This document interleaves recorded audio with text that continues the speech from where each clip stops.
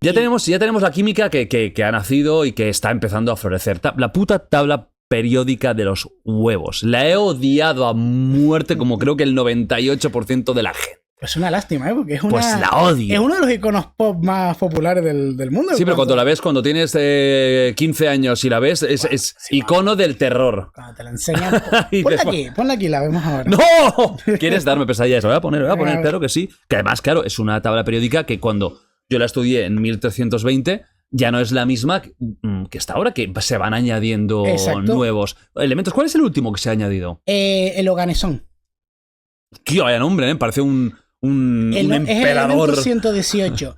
Es artificial y el nombre se le da porque había un físico que se llamaba Yuri Oganesian y ese tío pues había ayudado, había sido el líder de los grupos de investigación de los anteriores. Entonces le rindieron homenaje. Una cosa sobre los Lavoisier. Sí. Ayudaron a desarrollar la pólvora francesa. La pólvora francesa... porque por cierto, Lavoisier le cortaron la cabeza en la Revolución Francesa. No me jodas, hombre. Sí. Pero bueno, Robespierre estaba descontrolado. Porque es recaudador de impuestos. O sea, claro, él estaba cuando aún había la monarquía. Claro, entonces lo asociaban a la monarquía y le cortaron la cabeza. Dicen que se tardaron 35 segundos en cortar esa cabeza. Bueno, y que se tardaría más de un siglo en volver a tener una mente igual de brillante que la de Lavoisier. Fíjate. De no ser por su mujer, Marianne, los libros de Lavoisier se hubieran perdido en la historia porque los querían quemar. O sea que hubiéramos retrocedido 100 años. Bueno, Lavoisier antes de la Revolución Francesa desarrollaron la pólvora francesa, tío. La pólvora francesa fue diferente a la pólvora china. Luego hablaremos, porque imagino que hablaremos un poquito de la pólvora. Pero y de explosivos. Sí. ¡Bum! Y tenía un problema la pólvora, que los Lavoisier solucionaron. Y eso fue lo que usó Napoleón para hacer lo que hizo a principios del siglo. O sea, Napoleón tiene una frase que dice: una persona puede estar... da igual, ¿eh? Bueno, eso... Bueno, es para que se vea un poquito más... Pues bueno, ya se entiende, más o menos ya se entiende. Napoleón tiene una frase: una persona puede estar 48 horas sin comer y sin beber agua, pero no puede estar más de 3 minutos sin pólvora negra. Y la pólvora que usó Napoleón para marcar la diferencia en toda la guerra napoleónica, porque cualquiera que estudie un poco de historia de Napoleón sabe que el tío fue un puto amo en estrategia, pero tiró mucho de artillería, fue por la diferencia que hicieron los Lavoisier. Lavoisier le dio a Francia y luego a la República Francesa la mejor pólvora negra del mundo. O sea, que le bloqueó cañonazos a tope ahí. A cañonazos a tope. Y bueno, es lo que hizo Napoleón fue gracias a eso. A ver, esta pesadilla... Que no, es muy bonita, hombre. Pesadilla auténtica. Piensa una cosa, a ver, Lavoisier, ¿cambia la química? Bueno, vale, lo que tengo que preguntar primero, a ver, cosas muy básicas, porque ya ni me acuerdo de cuando lo estudié. ¿El número es por orden en el que se añadió? No es por orden en el que se añadió. O sea, no fue primero el hidrógeno lo primero que se... No. Entonces, ¿el número por qué? El número es, hoy en día sabemos, pues al principio simplemente fue cuando se intentó ordenar. ¿Sí? Se ordenaron, que eso ya es contarte la historia, pero se ordenaron por propiedades y por peso. Pero ahora el número sabemos que también tiene una relación con el número de protones que tiene dentro, el núcleo. Sabemos que el hidrógeno tiene un protón, el helio tiene 2, 3, 4, 5, 6 y va aumentando. ¿Qué podemos sacar de ella? Un montón de propiedades, tío. Sabemos, por ejemplo, yo mirando aquí te puedo decir cuál es el elemento más reactivo y cuál es el elemento menos reactivo. O cuál va a tener una reacción más bestia o cuál va a tener una reacción menos bestia. ¿Por qué? Porque, por ejemplo, dos de los elementos más reactivos de la tabla periódica son el flúor y el cesio. ¿Por qué? Porque están en extremos de la tabla periódica. Este tiene un electrón fuera en el núcleo y quiere soltarlo. No, perdón, quiere cogerlo. ¿Por qué? Porque se quiere parecer al helio, que el helio es súper estable. Y el otro es al revés. Quiere soltar el electrón que tiene, que le sobra, para parecerse al xenón. O sea que en la tabla periódica no es... todo está bien medido, digamos. Todo está como tiene que estar por lógica. Sí. ¿Cómo se crea? Lavoisier trastocó todo. Sí. Porque de repente empezaron a aparecer nuevos elementos. Lavoisier fue también de los primeros en hacer una tabla periódica. Añadió el calor y la luz. Él pensaba que el calor y la luz eran elementos químicos. Luego descubrimos que no. Él puso las bases, pero claro, cosas que él decía están erróneas, eran erróneas. Luego llega Humphrey Davy. Humphrey Davy fue el maestro de Faraday. ¿Te suena Faraday? Claro, hombre, claro. Para Santa Olalla él habló de que es un gran olvidado, porque no es uno de los nombres que más rápido vengan a la cabeza de la gente cuando hablamos de grandes genios. Pues, tío, y para él Faraday es uno de los pilares de la historia de la humanidad moderna, sin es duda. el mejor científico de la historia. Si tú miras ahora mismo en esta sala, yo te diría tranquilamente, menos la madera esta, todo lo demás no existiría si no fuera por Faraday. Fíjate. O sea, el impacto que tuvo en la historia, pues su maestro descubrió otros elementos, descubrió el cloro, raro también, descubrió el sodio, descubrió el potasio, porque empezaron a aplicar electricidad para separar cosas. Lavoisier primero usó el fuego, cuando el fuego ya no fue suficiente, llegó la electricidad, empezó a usar la electricidad para separar las cosas, y claro, empiezan ya a acumularse. De repente ya la tabla periódica tiene 50 y tantos elementos, y es un lío, porque hay quien dice, vamos a ordenarlos por peso. Vale, ¿y qué pasa con esta incongruencia? Vamos a ordenarlo por propiedades. ¿Y qué pasa con estas incongruencias? Y llega un genio en Rusia. Se llamaba Dmitri Mendeleev. Dmitri Mendeleev, su vida. Su madre, bueno, su familia tiene una fábrica, la fábrica se incendia, pierden todo, y su madre decide apostarlo todo en su hijo menor. Que su hijo menor, ella había visto que era un genio. Vivían en Siberia. La madre se lo llevó en un carro desde Siberia hasta San Petersburgo. Tío. ¿Cómo debería ser la Siberia de esa época? ¿Cómo debería ser? Si ahora ya es casi... Fue tan arduo el viaje que la madre murió de tuberculosis 3 meses después de llegar a San Petersburgo. Fíjate. Entonces Mendeleev se sintió muy, muy vinculado al sacrificio que hizo su madre. Dijo, por ella voy a convertirme en el mejor científico o el mejor químico de Rusia o de la historia. El tío ayudó a desarrollar... Fue de los primeros en decir, esta sustancia negra que sale de la Tierra, el petróleo, de aquí a unas décadas va a ser la revolución. O sea, fue de los primeros. Imagínate. Y una de las tesis que hizo Mendeleev, que la gente se suele olvidar, fue la primera persona que definió la graduación del vodka. Hombre, le interesaba eso, sin duda, ¿no? Porque en la época en Rusia el vodka podía variar desde el 10% hasta el 70%. ¡Hostia! Sí. ¿Cómo debe ser un vodka el 70%? Que me lo traigan. A mí me da asco el vodka, imagínate cómo tenía que ser el 70%. Pues el tío empezó a hacer investigaciones y encontró que era en torno al 40 y pico por ciento la mejor concentración de alcohol para que conservara las propiedades y sabor y tal. De hecho, luego el resto de marcas de alcohol se copiaron de esa concentración y por eso el whisky, el ron tienen entorno similar, ¿no? Sí, exacto. Más o menos, pero similar. Pues fue Mendeleev. Entonces Mendeleev... ya por eso me cae muy bien. Era un crack. Solo por eso ya yo lo admiro. Y espérate. O sea, gracias.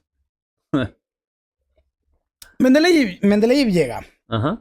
Y lo ponen como profesor, creo que fue en la Facultad de San Petersburgo, de Química. Dice, vale, pues venga. Soy profe de química. Hay que empezar a escribir un libro. Y el tío empieza. ¿Qué elementos conocemos? El hidrógeno. Venga, capítulo 1. El hidrógeno. 20 páginas del hidrógeno, sus compuestos. Capítulo 2. El litio. El sodio. El potasio.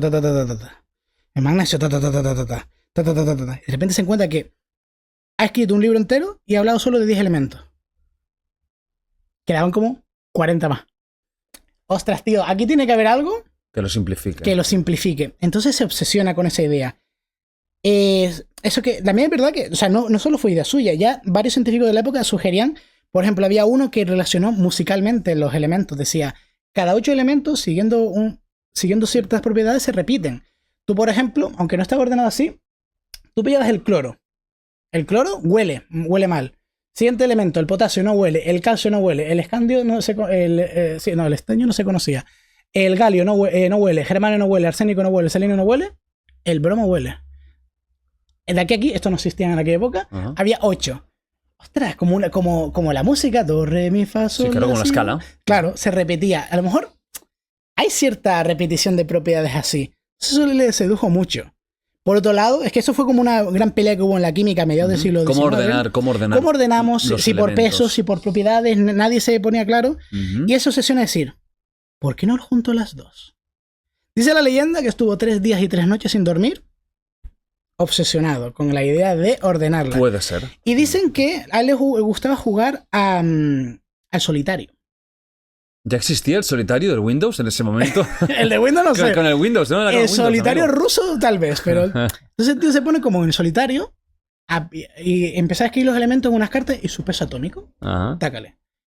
Y los ordena, vale, esto es aquí, Y empieza a darse cuenta que hay una relación.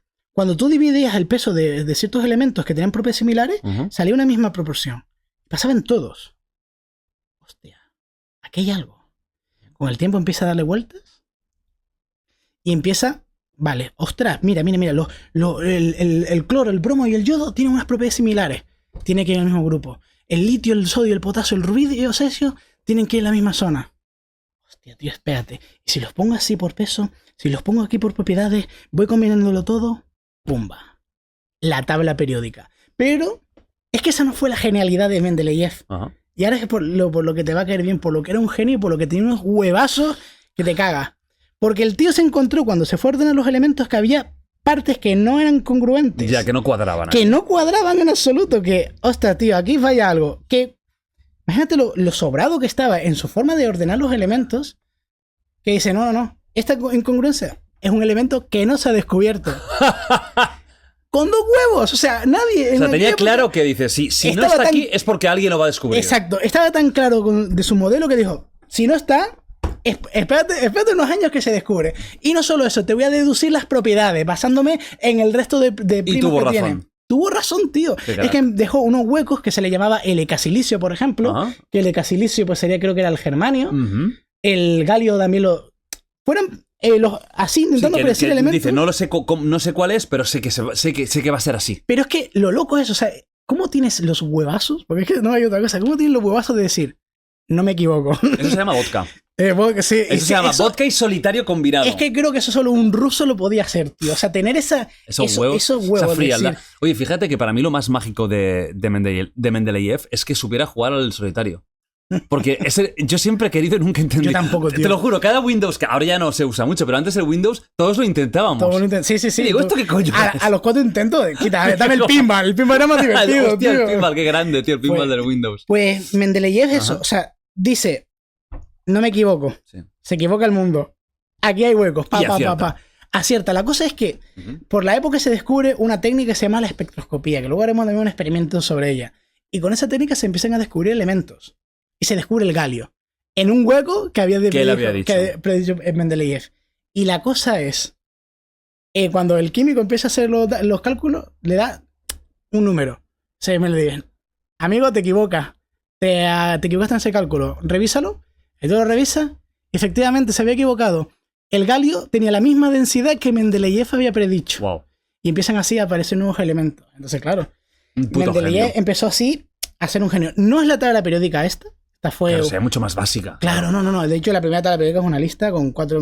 No, pero no tiene esta forma, ¿vale? Ajá. Sería un poquito más girada, así. Vale. Todo iba bien en la teoría de Mendeleev. Todo iba bien hasta que un químico, que se llama William Ramsay, aísla del aire un elemento. Un elemento que, cuando empieza... claro, cuando tú, como químico, descubres un elemento, eres químico, ¿lo que vas a hacer? Hacer una reacción química con él. A ver por dónde lo cuelo. O sea, reacciona con el sodio, reacciona con el agua, reacciona con el aire, reacciona con no sé qué. Claro, ¿con qué? ¿Con qué reacciona? Y el tío descubre que no reacciona con nada. Coño. No reacciona con absolutamente nada. Da igual lo que le echó oxígeno, le echó no sé qué. No, le echó agua, le echó nada. O sea, vale, lo voy a llamar vago. Porque no reaccionas con nada. ¿Sabes cómo se dice vago en griego? No. A de no, gon. Argón, de acción. Argón. Había descubierto el argón. Y claro, llega el argón y... Oye, Mendeleev, ¿qué pasa con tu tabla periódica? Mira, sí, está. ¿Y el argón dónde lo pones? Uy, ¿dónde pongo el argón? Eso no estaba previsto. No estaba previsto. Un elemento que no tuviera interacción con nada. Casi se carga la tabla periódica el argón. Pero tuvo mucha suerte porque William Ramsay se vio investigando con los aires y del aire aísla otro elemento que lo llamó el nuevo, el neón. Aisló otro elemento, el extraño, el xenón, el escondido, el criptón. Y de repente, lo que había sido el choque frontal a la tabla periódica de Mendeleev, resulta que es su mejor apoyo. Porque... Que son como gases nobles, ¿no? Existía una nueva columna que Mendeleev no había podido predecir. Los gases nobles. Y ahí está, sí. Hostia. Y luego, antes de esa mes se descubría el helio. Ajá. Y... Pues es bonita poquito a poco. La historia es bonita al final, hasta llegar a día de hoy, que aún se siguen descubriendo elementos y seguirá. Y una cosa que a lo mejor a la gente le choca, y esto es el problema, tú lo dices, aquí esto se aprende de memoria, tío. No. Y esto es una mierda aprenderlo de memoria. Pero además, ¿de qué sirve? ¿De qué le sirve a un alumno de tercero de la ESO que saberse los elementos? ¿Por qué no le cuentas un poquito la historia? ¿O por qué surgen los elementos? Una cosa que nunca se me olvidará, yo estaba en tercero de la ESO y me acuerdo que estábamos estudiando la tabla periódica, no sé si tú empezaste también en tercero. Ni me acuerdo, yo pensé que yo estaba al lado de Tutankamón. Compartíamos clase, entonces yo ya esa época la tengo lejana. Tampoco nos diferenciamos mucho, cabrón. ¿Tú cuántos años tienes? 31. Ya, bueno, sí, estamos, no estamos tan lejos, Entonces, a ver, yo me acuerdo de una compañera que dijo, que es el sodio, napolitanum. Y se quedó así, o sea, el profesor le dijo, no, es sodio. Tío, ¿por qué no le cuentas de dónde viene el sodio? ¿De dónde vienen los nombres? Porque uno de los elementos que siempre chocan, pues carbono C, vale, nitrógeno N, oxígeno ya te conté. Sí, que tienen como y estos elementos raros, como por ejemplo el potasio, ¿por qué el potasio es K? Pues si te lo cuentan, te lo voy a contar. Para que veas que ya no te vas a olvidar nunca de que el potasio es K. Potasio, o sea, las letras vienen, de los símbolos que se le llaman, vienen del latín o del griego. Latín antiguo o latín moderno. Por ejemplo, antes te dije oro, viene de aur, que es brillo de solar. Pues potasio viene de la palabra árabe, de cuando los árabes dominaban la península ibérica, que se llama ceniza. Ceniza en árabe, en ese árabe era halkalí. Y del calí. Claro. Y el nombre, potasio. ¿De dónde viene potasio? De potar. No. Uy. Pues si no ha explotado nada, estamos bien, ¿eh? ¿Estamos bien? Porque ha habido un... Si no ha explotado nada, estoy tranquilo. ¿Todo bien por ahí? Vale, pues sí, estábamos con el potasio. ¿Por qué se llama así? Potasio, que encima es un meme, no sé si lo oí de potasio. Siempre voy al instituto, digo potasio, los chavales dicen potasio. Ya estoy muy viejo para Yo esto, también, ya. tío, yo también. Yo me río, pero no lo entiendo. O sea, tú sigues la broma y en plan, crack. Y por dentro, ¿qué dicen? Pues el potasio se descubrió en una salsa llamada la potasa. ¿Y la potasa cómo se obtenía? Cuando tú quemabas madera en un caldero, se formaban unas cenizas. Esto lo saben mucho los ingleses. Esas cenizas se usan para hacer jabón o para otros compuestos. Jabón, ¿eh? ¿Cómo es caldero en inglés, Jordi? Pot. ¿Y cómo es ceniza en inglés? Ash. Hostia, El elemento potash. descubierto en un caldero con cenizas se le llamó el potassium. Hostia. Ya me acordaré para toda la vida. Pero fíjate que igualmente te diría que aun sabiendo los orígenes, que no sirve para nada a un chaval de 15 años saber esto. O sea, lo que tienes que explicarle son interacciones, son cosas más prácticas.